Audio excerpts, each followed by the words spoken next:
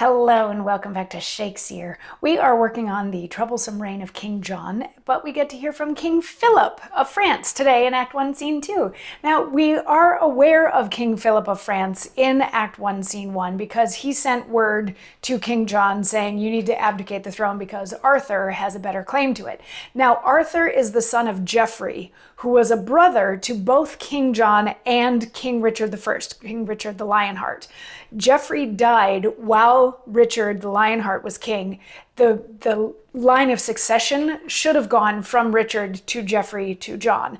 But then also the way the succession works is like any of Richard's kids would have taken precedence over Geoffrey, so then any of Geoffrey's kids should take precedence over John. And since Arthur is Geoffrey's kid, France has sided with Arthur and said Arthur has the better claim to the throne because he is the son of the elder sibling than John is. So Geoffrey's widow Constance had gone to France to say, can you help me? Because, you know, woman back in 11, whatever it is, doesn't have a whole lot of say in things. So she got King Philip on her side. And at this point in history, England and France kind of hated each other anyway. So they were always fighting about something.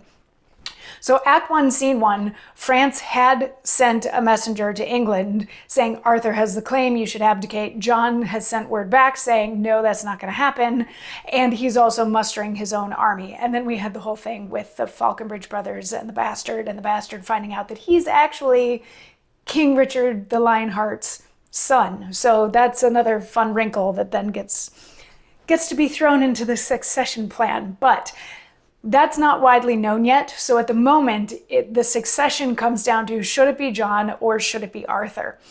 So at the top of Act 1, Scene 2, we've got a bunch of people from France standing outside the walls of the town of Angiers, including King Philip and Constance and Arthur and Louis the Dauphin and Limoges and some other people.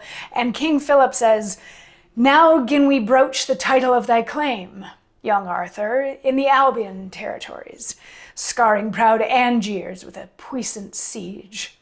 Brave Austria, cause of Coeur de Lion's death, is also come to aid thee in thy wars. And all our forces join for Arthur's right. And, but for causes of great consequence, pleading delay till news from England come, twice should not Titan hide him in the west, to cool the fetlocks of his weary team, till I had, with an unresisted shock, controlled the manage of proud Angiers' walls, or made a forfeit of my fame to chance.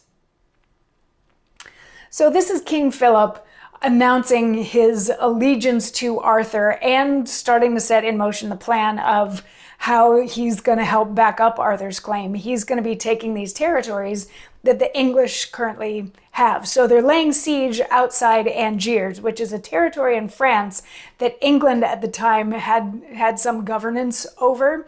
They're laying siege on this city. And the Duke of Austria is there, who was responsible for killing King Richard I, King Richard the Lionheart. So he's there to fight on Arthur's side as well. And King Philip is like, you know, if it wasn't for things out of our control, I already would have flattened Angiers, but we have to wait until we hear back from my messenger that went to England to find out whether or not there's going to be a peaceful transfer of power here from King John to Arthur.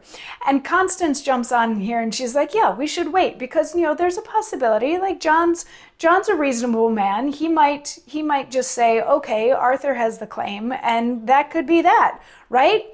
And Arthur is going to chime in with his thoughts on the feasibility of that pipe dream in tomorrow's monologue. So I'll see you then. Mwah.